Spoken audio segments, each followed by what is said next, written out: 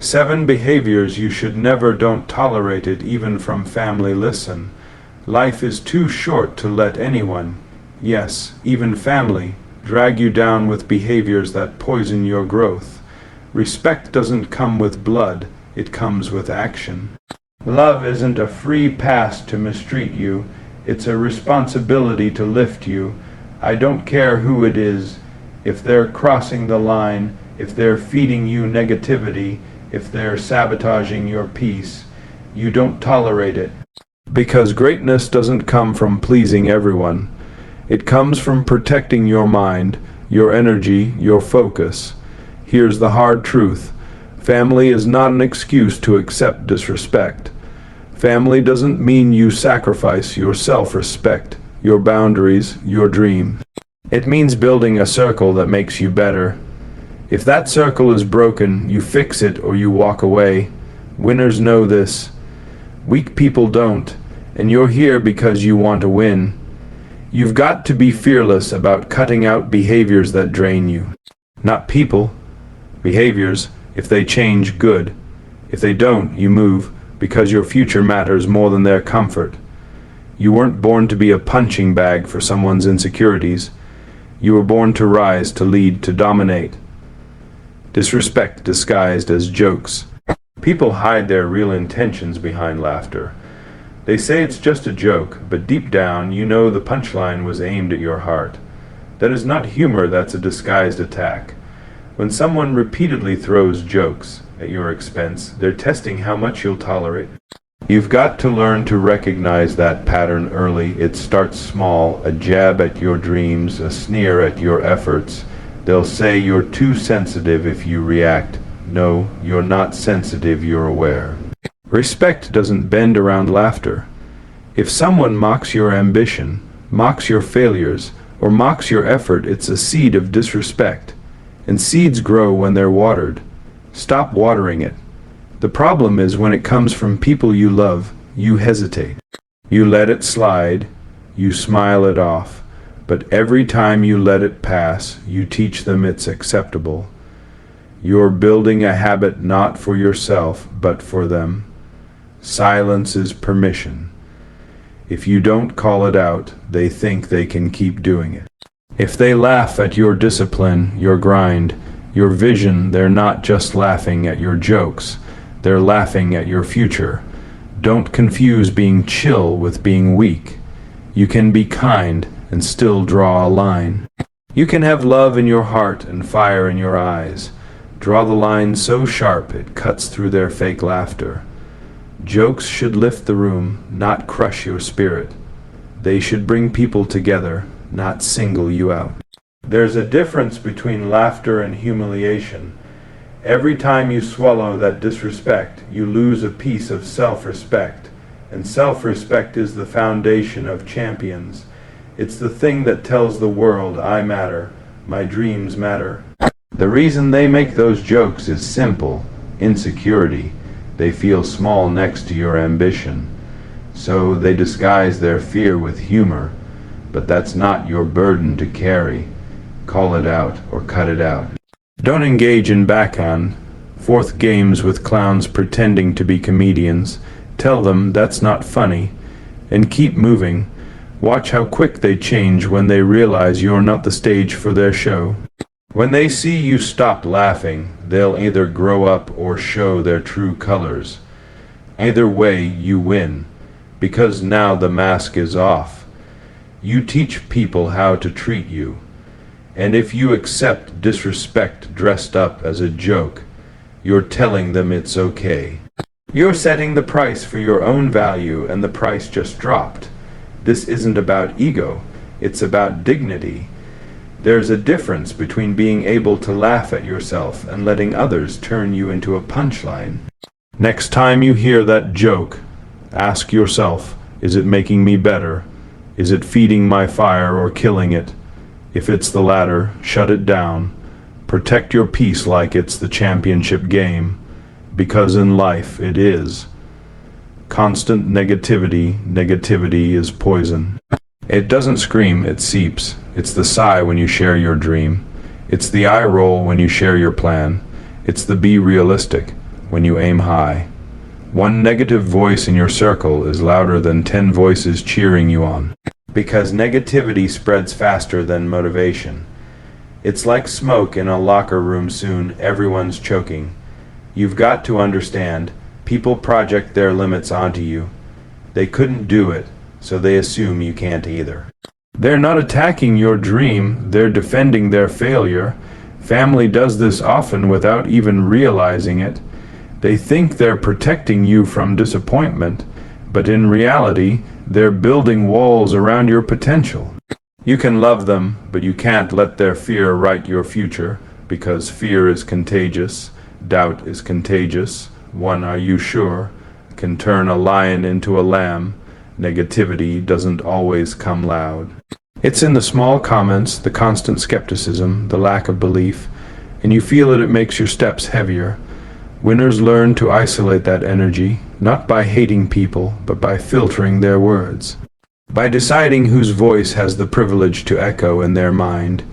You want to go far, you need a clean environment. You wouldn't plant a seed in toxic soil, so why plant your future in a toxic circle? Silence the noise, and if you can't silence them, distance yourself until their voice doesn't reach. Negativity doesn't just slow you down, it blinds you. It makes you see only obstacles, never openings. Remember this, people with no vision will always call you blind. Don't argue, just build. Sometimes the hardest thing is realizing the negativity is not strangers, it's home, but growth requires that pain. If they love you, they'll adjust. If they don't, their absence is a blessing. Negativity is the enemy of momentum, and momentum is everything. Lose it, and you lose the game. You don't need everyone to believe in you. You just need to stop feeding the ones who don't. Guilt, tripping your success exposes people. When you start rising, those around you either clap or complain. Some will act like your growth is their loss. They'll say, you've changed. Of course you did, that was the point. Guilt is a weapon of the weak.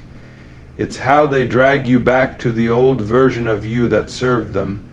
They'll say you don't have time for them anymore. They'll say you forgot where you came from, but you didn't forget, you just refused to stay stuck. Real love celebrates progress. Fake love gets threatened by it, because your success reminds them of their stagnation. Never apologize for wanting more. Never shrink so others feel tall. That's not loyalty, that's slavery. They'll guilt you for not being available 24/7, for choosing your purpose over their comfort. But tell me, what good is loyalty if it kills your destiny? Success requires sacrifice, and often the first sacrifice is people who can't handle your shine. You can help them, but you can't halt your mission for them. That's the trap. Come back to the old ways, or you're selfish. No, that's manipulation. Your rise is not betrayal, it's proof that growth is possible. If they feel betrayed, it's because they didn't want to climb. Carry them if they're willing to walk, but don't drag anyone who's sitting down. You owe the world your best self, not your broken self. And if family can't understand that, they're not losing you, they're losing their grip. Guilt is heavy, but it's not yours to carry. Return it. Drop it, keep walking. Remember, every great story started with someone leaving comfort behind. You're not selfish for doing the same. Celebrate your wins, even if you clap alone. Manipulation through love is not control. Love is freedom. Anyone who says, I love you, so you must, is not loving, they're leveraging. They'll say it sweetly, I just want what's best for you. But best means what makes me comfortable. Manipulation is dangerous because it looks like care. It feels warm, but it chains you. They'll use love as a leash, pulling you back when you try to move forward. And when you resist, they say you're ungrateful. Gratitude doesn't mean surrendering your freedom. It means appreciating help without becoming a hostage to it. Real love pushes you to grow, even if it means losing proximity. Fake love keeps you close, even if it kills your potential. You must recognize this early. Because once the leash tightens, breaking free feels like betrayal, but it's survival. They'll say, "After all I've done for you." That's not love, that's accounting.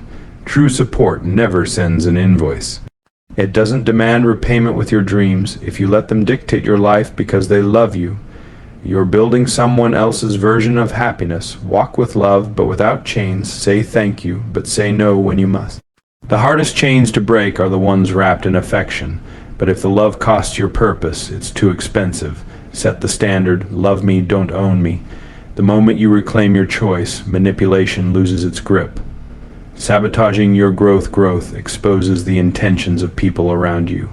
The moment you start moving forward, some will trip you subtly with words, with distractions, with fake support that leads you nowhere.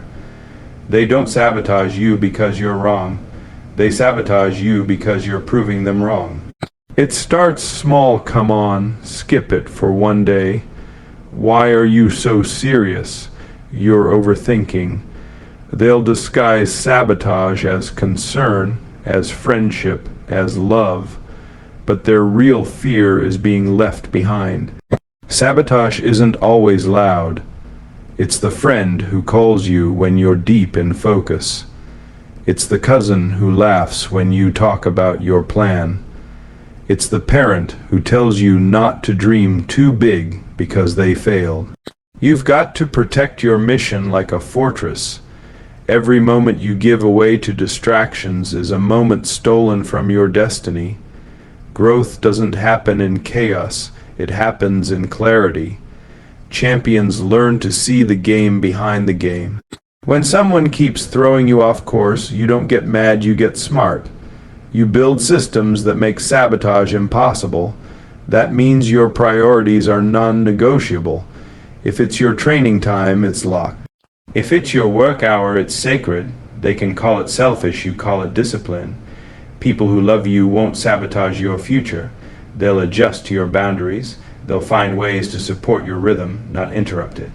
If someone keeps pulling you off track and laughs when you fall, they're not joking, they're revealing themselves. The reason sabotage hurts is because it comes from people you trust. But you've got to remember, your future is your responsibility, not theirs. Growth demands that you build a wall between yourself and those who chip away at your focus. You don't hate them, you just stop giving them the steering wheel. Don't let anyone convince you that discipline is obsession. It's not. It's the price of real transformation. Sabotage doesn't always look like a knife in your back. Sometimes it's a smile that slows you down. Every hour you waste on people who don't want to see you win is a debt you can't repay. Time doesn't refund. Victim mindset around you, victim mindset is contagious. When you keep people close who always complain, always blame, always find excuses, you become their emotional garbage bin. They don't want solutions. They want sympathy without action. It sounds harsh, but champions don't thrive in pity parties. You can care, but you can't carry. A victim mindset drains your energy because it demands you constantly prove your loyalty by sacrificing your peace. They'll tell you their story over and over, but watch carefully, there's never a plan, only pain. They don't want to rise, they want to rest in the comfort of being wronged. You've got to draw a line. I will support you, but I will not sink with you. That's the difference between help and slavery. Victim mindset is dangerous in families because they use blood as leverage. Your family, you should help. Yes, but help is not the same as enabling. The more you rescue them without them trying, the more they rely on your strength instead of building their own. This cycle will burn you out. You start feeling guilty for saying no, and they start feeling entitled to your time. The truth, you're not cold for setting limits. You're wise, because if you go down with them, no one gets saved. A victim will always have a new crisis, and you'll always have less energy for your own mission. Empathy without boundaries is a weapon used against you. Set those boundaries, and you give them a chance to rise or a reason to leave. You can't force someone to stop being a victim. They must choose to be a fighter. And sometimes your refusal to carry them is the only wake-up call they'll hear. Protect your mind, because one victim can turn a warrior into a worrier. Disrespecting your boundaries are not betrayal, they are the blueprint for respect.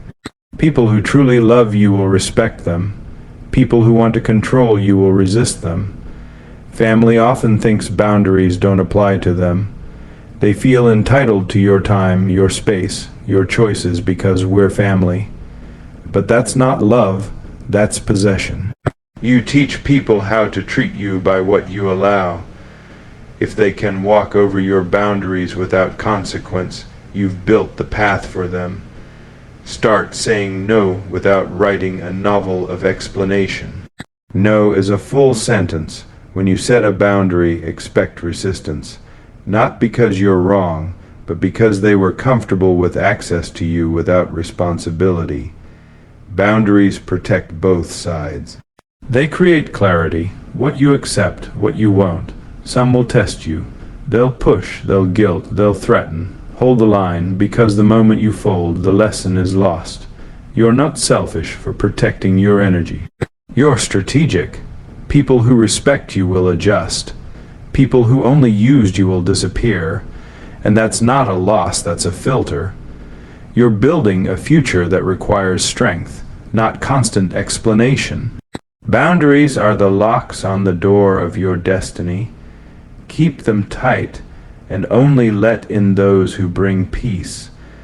The ones who shout you've changed are often the ones who abused the old version of you.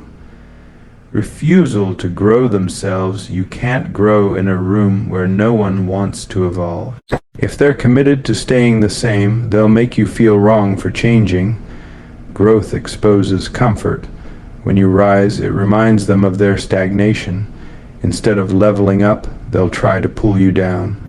Don't dim your light to make them comfortable. You didn't train this hard to live in the shadows.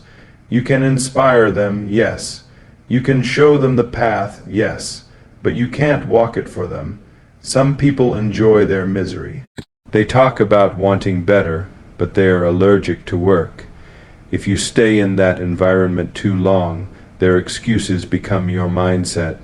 Surround yourself with builders, not spectators. Builders push you higher.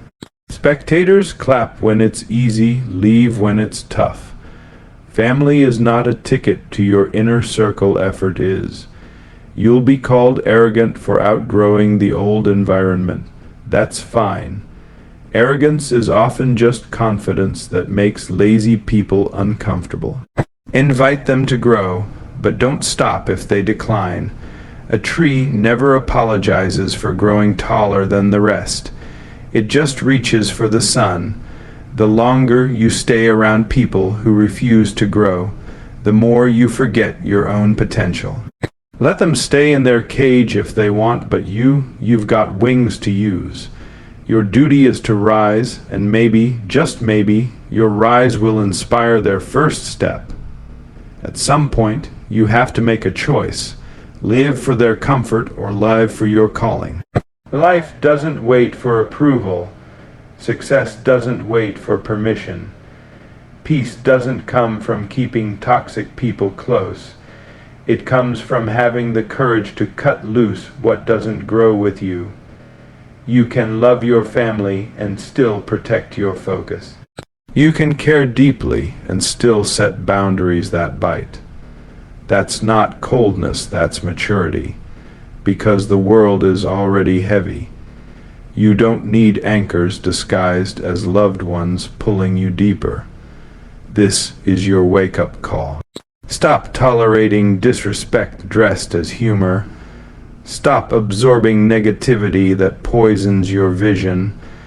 Stop letting guilt become the leash that drags you back to mediocrity. Stop falling for love that manipulates. Stop entertaining those who sabotage your grind. Stop carrying victims who won't move. Stop opening doors for people who refuse to grow.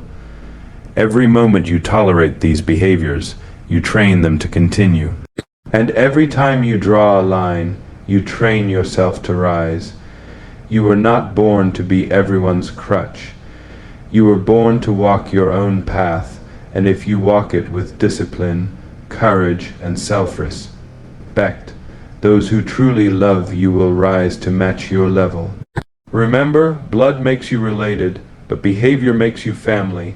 Loyalty is earned, not inherited. Respect is mutual, not automatic. Protect your energy like it's the last second of the final game, because it is. You don't get another life to play it safe. This is your moment. Draw your lines. Build your walls where you must. Leave the door open for those who add, and close it on those who drain. Your future is too valuable to bargain with. Guard it, fight for it, live it.